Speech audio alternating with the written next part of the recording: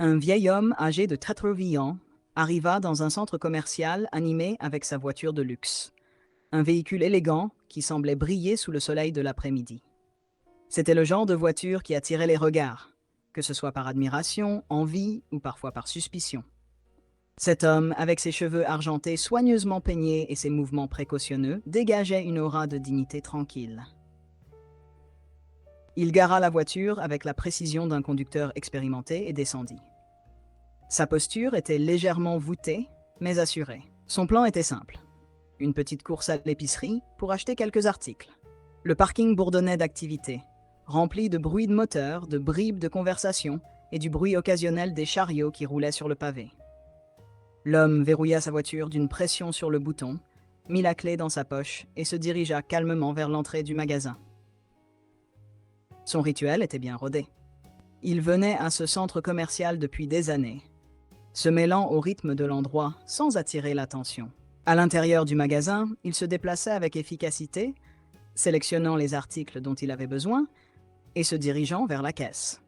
Malgré son âge, il gardait une indépendance tranquille, refusant poliment les offres d'aide de la caissière avec un sourire courtois. Il paya ses courses, remercia la caissière et sortit avec son sac en main pour retourner au parking. En approchant de sa voiture, une légère inquiétude commença à monter en lui.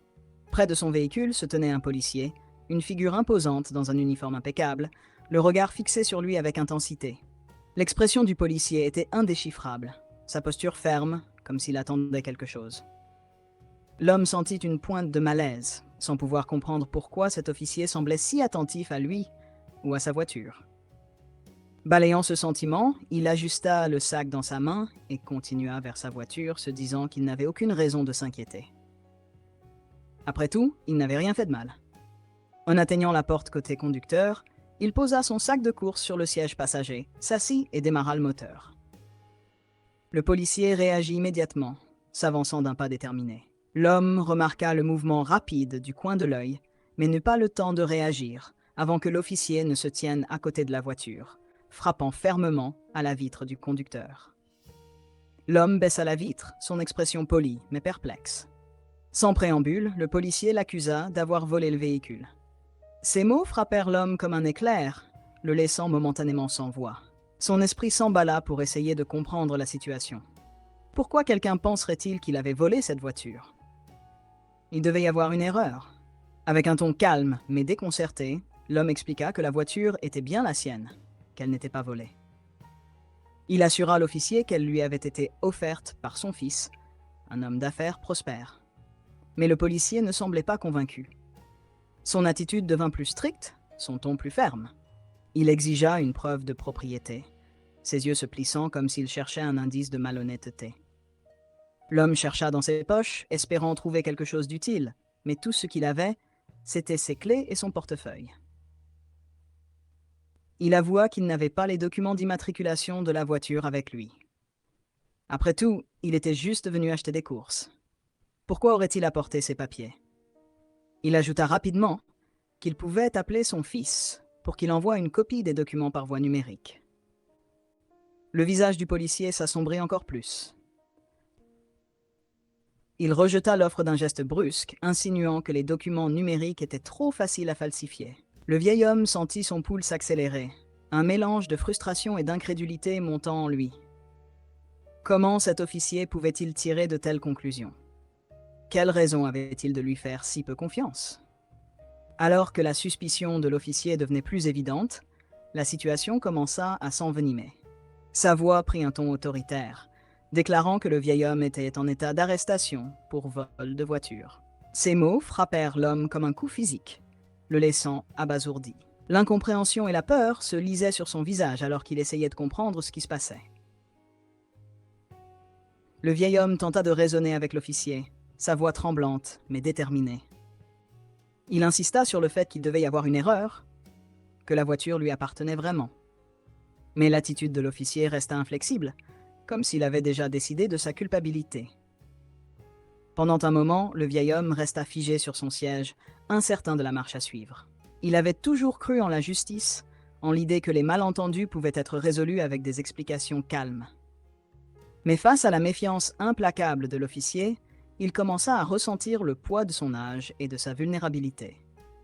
L'officier, quant à lui, restait ferme, la main posée sur sa ceinture, prêt à toute éventualité. Il répéta son ordre, exigeant que le vieil homme sorte du véhicule. L'homme hésita, le sac de course toujours posé sur le siège passager à côté de lui. Son esprit tourbillonnait, explorant toutes les possibilités, mais aucune ne faisait sens. Pourquoi accuserait-on un homme de 80 ans de voler une voiture? Essayant de rester calme, le vieil homme mentionna à nouveau son fils, expliquant qu'il pouvait fournir la preuve de propriété. Mais l'officier le coupa, réitérant son mépris pour les documents numériques. L'accusation flottait dans l'air, lourde et inévitable, alors que la tension entre les deux hommes continuait de monter. Le vieil homme ressentit une montée d'indignation. Il avait vécu une longue vie, travaillant dur et élevant une famille, et maintenant, il était traité comme un criminel. Ce sentiment d'injustice était presque écrasant, mais il savait qu'il devait rester calme pour ne pas aggraver la situation.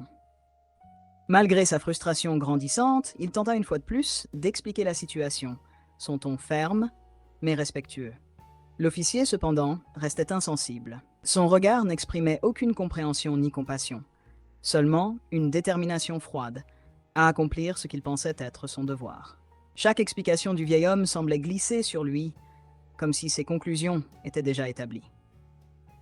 Finalement, l'homme leva légèrement les mains, un geste destiné à montrer qu'il n'était pas une menace. Mais l'officier, sous l'effet de l'adrénaline et de ses propres préjugés, interpréta ce mouvement différemment. À ses yeux, cela ressemblait à une tentative d'atteindre une arme. En une fraction de seconde, l'officier tira son arme et fit feu. Le bruit du coup de feu déchira le calme du parking. La balle atteignit le vieil homme à la jambe, et il poussa un cri aigu de douleur avant de s'effondrer sur le volant. Le sac de course tomba, son contenu se répandant sur le sol. Le vieil homme, désormais plié de douleur, se tenait la jambe, son visage crispé par la souffrance. Des gouttes de sang commencèrent à s'accumuler sur le sol, formant une petite flaque sombre. Son cri attira l'attention des passants dans le parking. Une foule se forma rapidement, les visages mêlant choc, inquiétude et incompréhension. Certains sortirent leur téléphone pour enregistrer la scène, tandis que d'autres restèrent immobiles, ne sachant pas quoi faire. L'officier, lui, resta stoïque, comme si la gravité de la situation ne l'atteignait pas. Ignorant les murmures et les regards accusateurs de la foule, il s'approcha du vieil homme en douleur, dégainant une paire de menottes. Sans aucun égard pour sa blessure, il lui passa les menottes, traitant l'homme comme un criminel dangereux. Le vieil homme tenta de protester, sa voix affaiblie par la douleur. « Ce n'est pas juste, c'est une erreur », murmura-t-il, mais ses mots furent ignorés. L'officier, impassible, le traîna vers la voiture de patrouille. La foule, de plus en plus bruyante, exprima son indignation, mais personne n'osa intervenir. Arrivé près de la voiture de patrouille, l'officier ouvrit brutalement la portière et poussa le vieil homme blessé à l'intérieur, sans ménagement. Chaque mouvement intensifiait la douleur de l'homme, qui grimaçait et haletait, son souffle court. Le trajet jusqu'au commissariat fut un calvaire. Chaque bosse sur la route provoquait une nouvelle vague de souffrance dans sa jambe blessée. Au poste, l'officier tira l'homme hors de la voiture avec la même insensibilité. Le vieil homme tituba, presque incapable de marcher, alors que son pantalon était trempé de sang. Pourtant, l'officier semblait indifférent, le menant directement vers une cellule froide et austère. Il ouvrit la porte et le poussa à l'intérieur, avant de refermer bruyamment la grille derrière lui. Assis sur le banc en métal, le vieil homme tentait de reprendre son souffle, son esprit encore confus. La douleur dans sa jambe était insupportable, mais elle n'était rien comparée à l'humiliation et à l'injustice qu'il ressentait. Il n'aurait jamais imaginé que sa journée, commencée si simplement, se terminerait ainsi. Après un moment, un autre officier apparut devant la cellule, annonçant au vieil homme qu'il avait droit à un appel téléphonique.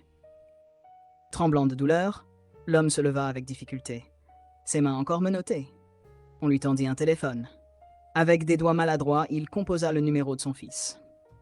Quand la ligne fut connectée, la voix familière de son fils résonna à l'autre bout. Le vieil homme, submergé par l'émotion, peina à trouver ses mots. Entre deux halètements de douleur, il expliqua ce qui s'était passé, l'accusation, le coup de feu et son arrestation. Sa voix était tremblante, entrecoupées de sanglots. Au bout du fil, le fils resta silencieux pendant un instant, choqué par ce qu'il venait d'entendre. Puis, sa stupéfaction se transforma rapidement en colère. « Reste fort, papa. Je viens tout de suite », promit-il d'une voix ferme, avant de raccrocher. Le fils, furieux et déterminé, se précipita vers le commissariat. Lorsqu'il entra, ses yeux balayaient la pièce à la recherche de quelqu'un en charge. Il s'approcha du bureau principal, sa voix forte et claire. « Je veux savoir pourquoi mon père, un vieil homme innocent, a été arrêté, blessé et traité comme un criminel. » Les officiers présents échangèrent des regards gênés, conscients que la situation était grave. L'un d'eux alla rapidement chercher le chef de la police, qui arriva quelques instants plus tard. Le chef, un homme imposant à l'allure autoritaire, salua brièvement le fils et l'invita à discuter dans son bureau pour comprendre ce qui s'était passé. À l'intérieur du bureau, le fils expliqua les événements avec des détails précis, sa voix remplie de colère et de frustration. Il exigea des réponses, insistant sur le fait que son père n'avait rien fait pour mériter un tel traitement. Le chef écouta attentivement, le visage de plus en plus sombre, à mesure qu'il comprenait l'ampleur de la situation. Le chef ordonna immédiatement une enquête interne. Des enregistrements de vidéosurveillance du parking furent récupérés et visionnés. Sur les images, il était clair que le vieil homme n'avait rien fait de suspect. Tout était capturé. L'homme mettant calmement ses courses dans la voiture, puis l'interaction injustifiée avec l'officier, et enfin le moment choquant où le coup de feu fut tiré. En voyant les images, le fils serra les poings, son visage trahissant une colère froide. Le chef, visiblement gêné, comprit que la situation était bien plus grave qu'il ne l'avait imaginé. Il prit une décision rapide. Il ordonna la libération immédiate du vieil homme et appela une équipe médicale pour soigner sa blessure. Le vieil homme fut libéré de sa cellule, aidé par des infirmiers.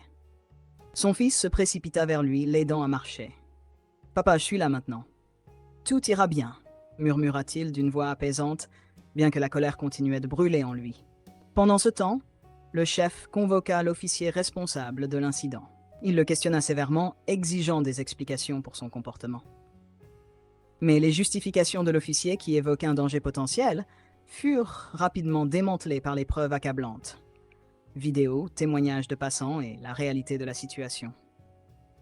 Le fils, toujours furieux mais déterminé, s'adressa directement au chef de la police. « Je veux que justice soit rendue pour ce que mon père a enduré. Non seulement il a été humilié et blessé sans raison, mais cet incident aurait pu lui coûter la vie. » Sa voix était ferme, ses yeux brillants d'émotion.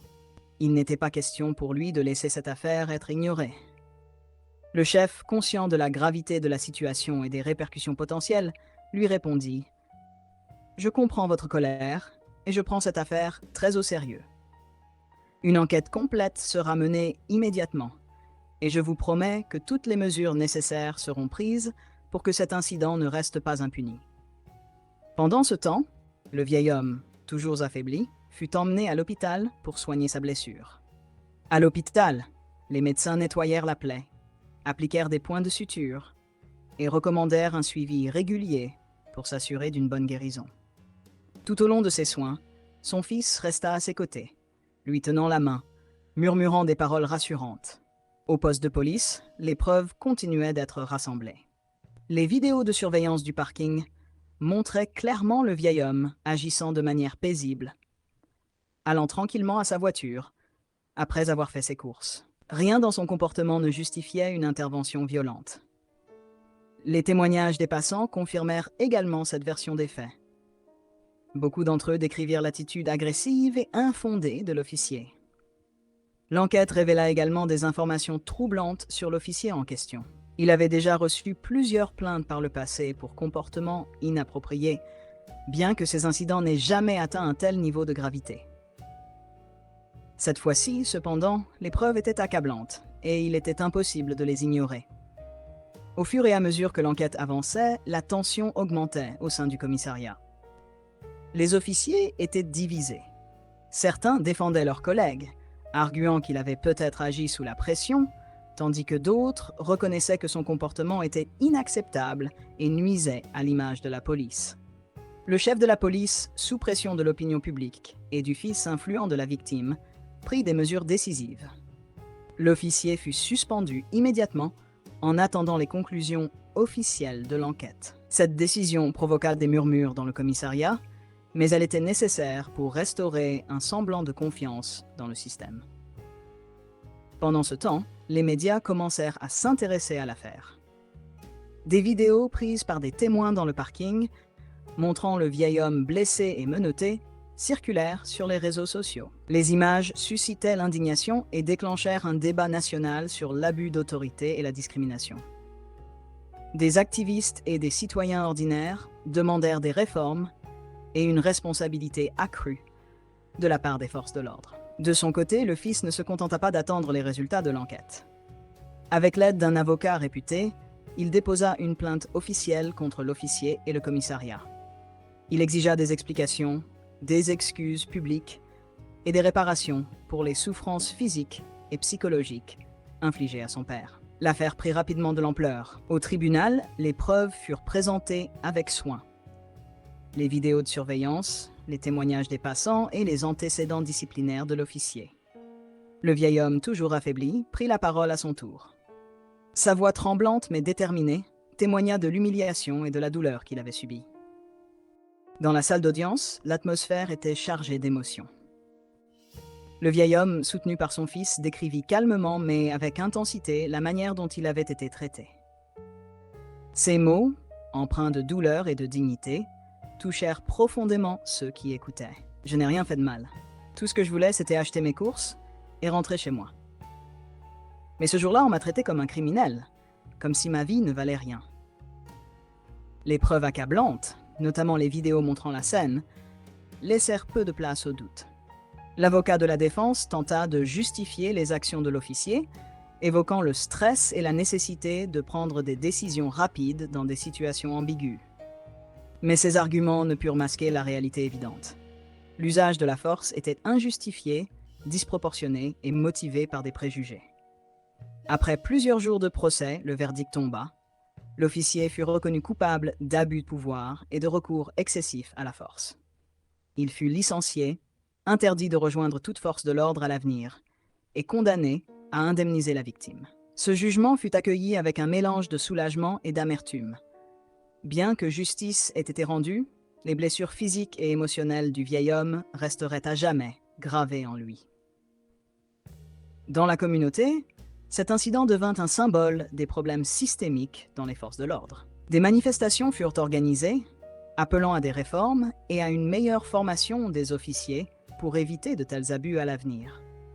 Le fils du vieil homme, utilisant son influence et ses ressources, s'engagea dans des initiatives pour sensibiliser le public et soutenir d'autres victimes d'injustices similaires. La famille, bien qu'éprouvée, trouva un certain réconfort dans le fait que leur histoire ait pu servir de catalyseur pour un changement. Le vieil homme, bien qu'affaibli, reprit lentement sa vie, entouré de l'amour de son fils et de sa famille. Ils décidèrent de transformer cette expérience douloureuse en une source de force et d'espoir, pour eux-mêmes et pour les autres.